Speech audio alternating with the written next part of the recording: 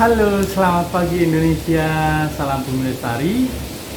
Hari ini saya gembira dan bersemangat karena berita-berita akhir-akhir ini para sultan, salah satunya Sultan Medan dan Sultan Padalarang atau Sultan Bandung, ditahan polisi dan hartanya disita.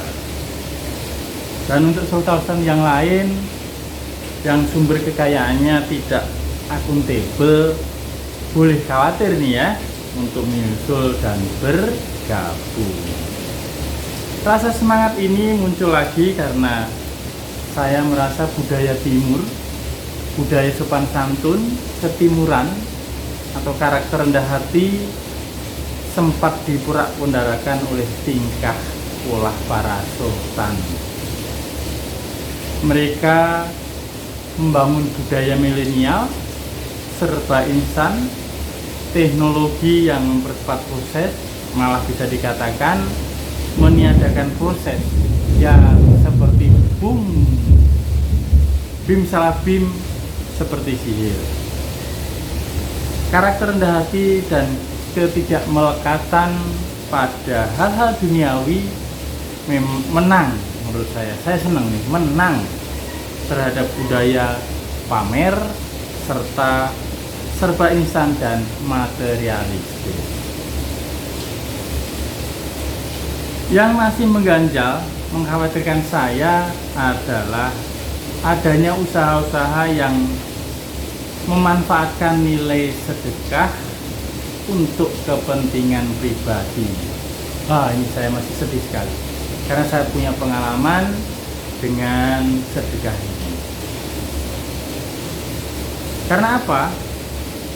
Pelakunya adalah orang-orang intelektual dan maaf, ada yang notabene memanfaatkan nilai sedekah suatu agama. Ini yang bikin saya sedih. Dan hal kedua yang menjadi keprihatinan saya karena Indonesia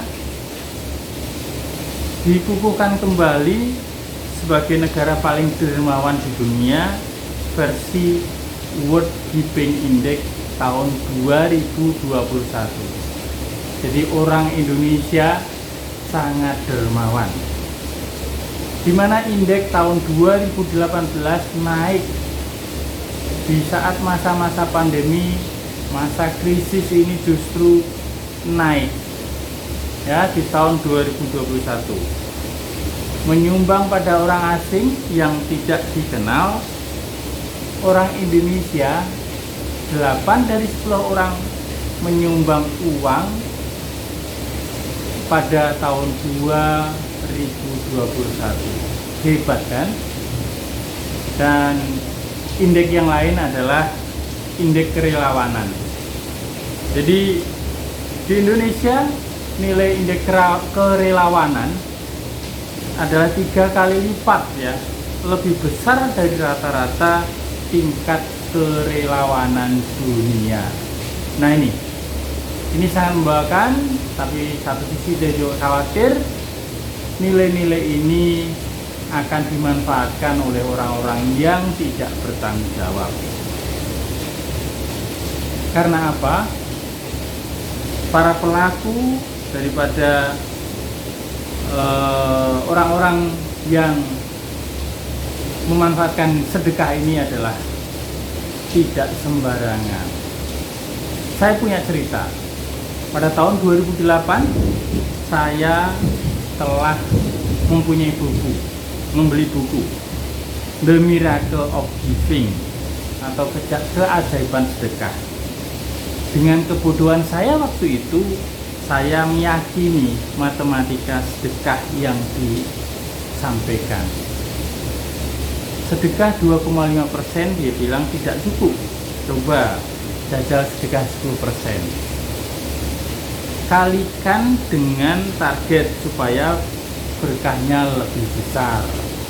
Dan seterusnya, dan seterusnya. Sebenarnya tidak salah dengan sedekahnya. Tapi pengarahan, pemahaman bahwa memberi lebih banyak akan menuai lebih banyak, dalam artian mengharapkan kembalian. Inilah yang bisa menjadi mengecewakan untuk para pelaku sedekah. Baru tahun 2021 ini saya tercerahkan setelah kasus-kasus berkedok sedekah ini mulai muncul di mass media pengadilan yang diajukan di pengadilan. Hal ini terjadi tidak instan sebenarnya, yaitu dari tahun 2008 saya berlanjut sampai tahun 2017 saya ikut menjadi member Paytrend. Tidak salah dengan Paytrendnya sebenarnya, sebagai alat pembayaran tidak masalah, itu adalah sah dan legal. Tetapi yang salah adalah cara perekrutan member atau downline. Dan alhamdulillah, puji Tuhan, tahun 2020 cara perekrutan member ini dilarang oleh pemerintah. Hilang begitu saja uang yang telah saya keluarkan, dan para upline saya bebas bergaya tentunya ya, dengan bonus 2 kali Pajero saat itu. Inilah yang masih memprihatinkan saya, karena ternyata konsep yang diajarkan ini sistematis dan berstruktur, dan diajarkan oleh ustadz yang terkenal dan menjadi public figure. Masa penetrasi ini cukup lama untuk saya pribadi. Jadi selama 12 tahun, dari tahun 2008 sampai dengan tahun 2020. Sedih sebenarnya ya, tapi bagaimana lagi, inilah kenyataannya. Investasi bodong atau money game skema Ponzi akhir-akhir ini mulai berantas di Indonesia. Bagi yang awam seperti saya ini harus masih meyakini bahwa transaksi harus ada barang ataupun sesuatu yang ditransaksikan. Jika berupa jasa, maka jasanya harus bisa diukur, dinominalkan, dinilai, dirinci balik, dan diukur kontribusinya yang benar-benar signifikan. Itu yang tetap harus diyakini. Jadi tidak ada sesuatu yang mudah, tidak ada sesuatu yang istilahnya udah tinggal diam, tinggal tidur, uang akan datang sendiri. Usaha keras, bekerja, itu harus ada. Uang materi adalah sesuatu yang nyata, bukan yang sihir bin salabin. Ya, jadi harus diperhitungkan dengan satu kenyataan juga, perbuatan nyata, akal budi yang harus dijalankan.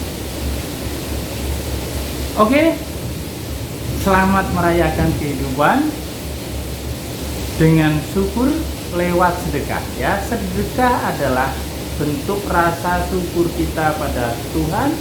Kita telah diberi hidup, diberi makan, diberi penghidupan. Ya, bukan mengharapkan untuk menerima kembali, apalagi bukan dari Allah, tapi adalah dari manusia. Itu akan sangat mengecewakan. Dan hidup tidak melekat pada kebutuhan duniawi atau daging, sehingga kita akan memikirkan bahwa uang adalah sarana, rezeki banyak macamnya. Ya, salam Bumi Lestari, salam Indonesia.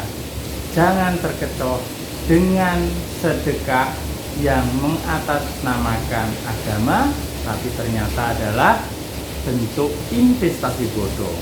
Dan satu hal lagi yang belakangan ini saya masih di follow up oleh teman saya, ada donasi atau sedekah,